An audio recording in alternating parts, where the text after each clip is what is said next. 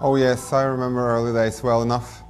I think it must have been 12, 13 years ago at this point. Ragnar and I, and Tommy Strand, who was like one of the most instrumental people of making this game. We sat down in Ragnar's house in Ytre Enebakk. And started envisioning the ideas that would eventually become Anarchy Online. Creating basically a whole universe. It's a long way from there to here. Too long to ever go back. This is where I began my journey, where humanity began its journey. Our perspective was narrow. We thought we knew everything. Happy or not, we were safe from the darkness.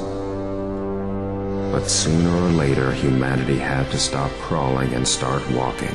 We had to explore. We had to lift stones, cross bridges, climb mountains, test the limits of our reality.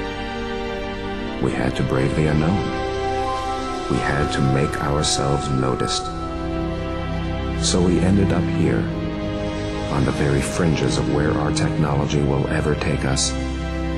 This far, and no farther. Rubika.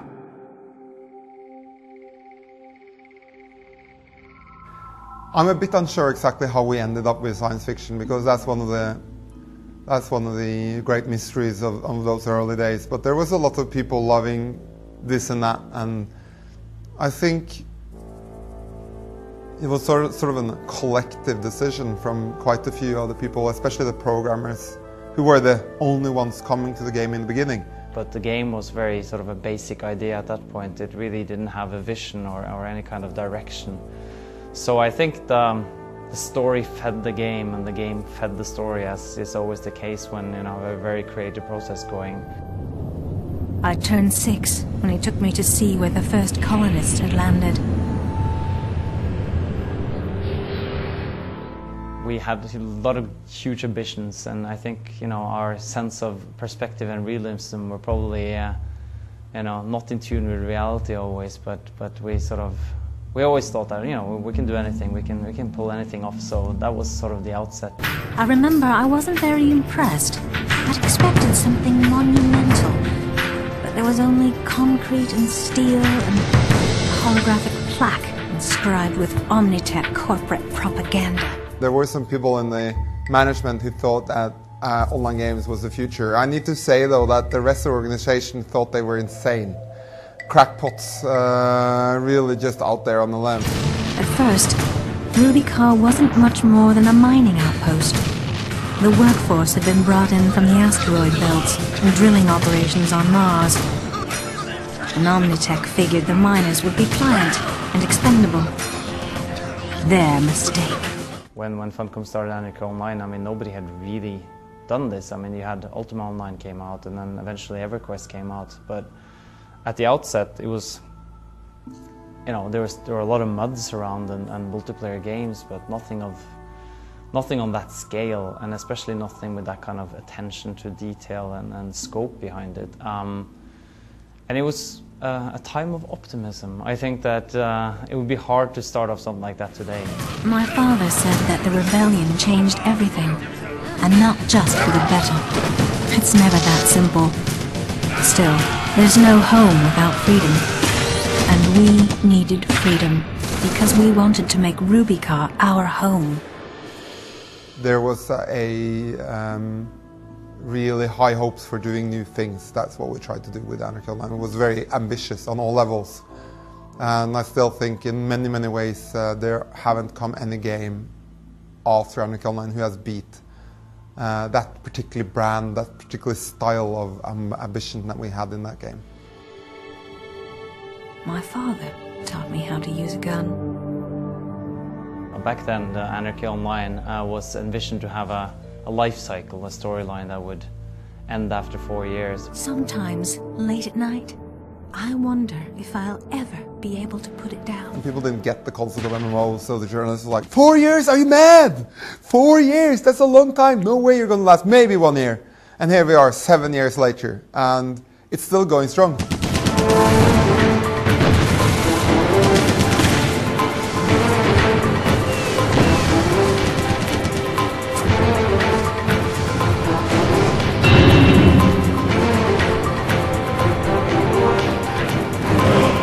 I started out on Anarchy Online much like everybody else. I began as a player first and really enjoyed the game myself. I was first introduced to Anarchy Online as a player, much like many thousands of other people at the launch of the game. I picked it up in a store and experienced the game for the first time purely as a player. The graphics, I think, was just fantastic for the time it came out.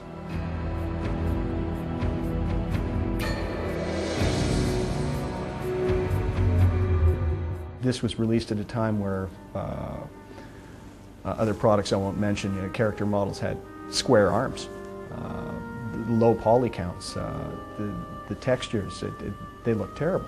And this gave people characters that looked like proper people. People could relate to their character. They could spend time, hours and hours and hours, just dressing them up and finding different outfits for them to wear.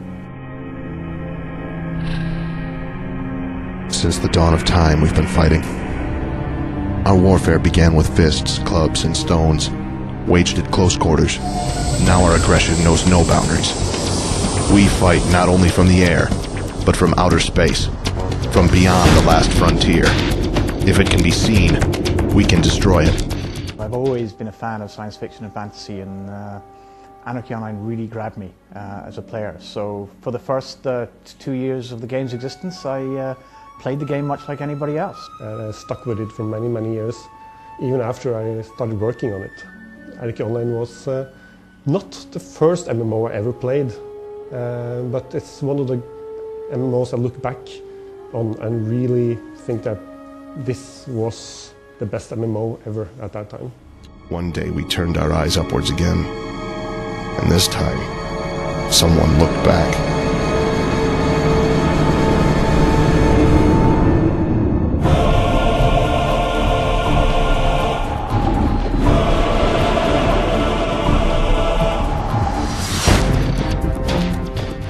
I think the players that actually play Anarchy Online are very dedicated players. It takes a lot to actually come over that first start of the game. It's a lot of challenges. It's a very complex game. But as soon as you get past that barrier, almost, to put it that way, it rewards you tenfold time back. You really come out feeling that you have accomplished something.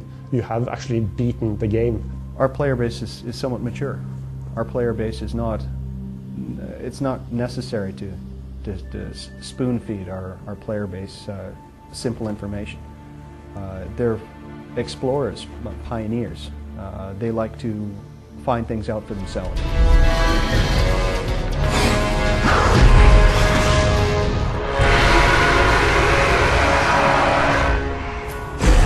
I've always said that you needed like a PhD to really love Anarchy Online, especially in math. I have a story I remember from 2001 where we got an email from operations of MIT, Massachusetts Institute of Technology, and they had to limit the bandwidth going out of their university because so much went to Anarchy Online, so they had to shut it down during the day because we impeded their operations. So many people were playing it. And that was just like, that just was the epiphany of lots of smart MIT people sitting there playing Anarchy Online. So I think that was one of the problems, but I also think that's one of the strengths. It's a really left-brain centric game.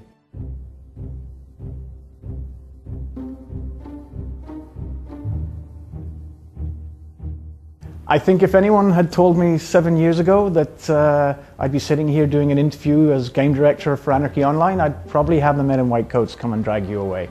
To be able to take over a team of such dedicated people was an amazing responsibility to be given. I think I'm grateful for the people that are around me because we have a fantastic team.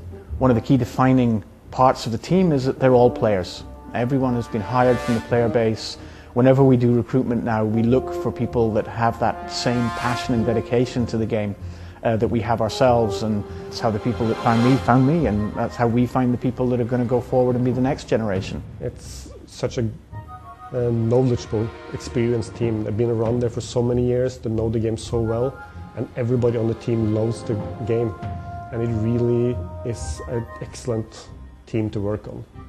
So that's something I really loved back in the days in Anarchy Online. Even though I haven't worked on it for a long time, I still feel a lot of pride about the project, and I follow it, you know, from the sidelines. Watching the guys today do a really, really great work, and I'm really happy about the community that goes on, and that it has evolved and changed since my days, and has become even better, and you know, just different from what I could have done with it, and in many, many ways better. Obviously, we'd like Anarchy Online to keep going for another 7 years. So behind the scenes, we're constantly working towards new technology and making sure that we can keep the game up to date for the modern era. So at the moment, we are working on implementing new render engine options so that we can bring some special effects and some different graphical effects to make the game world feel more alive and feel more modern. I've seen the upgrades to the graphic engine, and it looks fantastic. So I think this is a game that will be around for a very, very long time. The engine, the code, the mechanics, we're only limited by our own creativity at this point. There are many different areas for us left to explore, and there's a lot of unanswered questions that I'm sure the players would really enjoy seeing an end or resolution to. I think Anarchy Online has a shining future. I mean, it's been going 7 years. Once you've gone 7 years, you might as well just keep going. So hopefully it'll still be around 7 years from now, and we can sit here and me looking a lot older and talk about it again.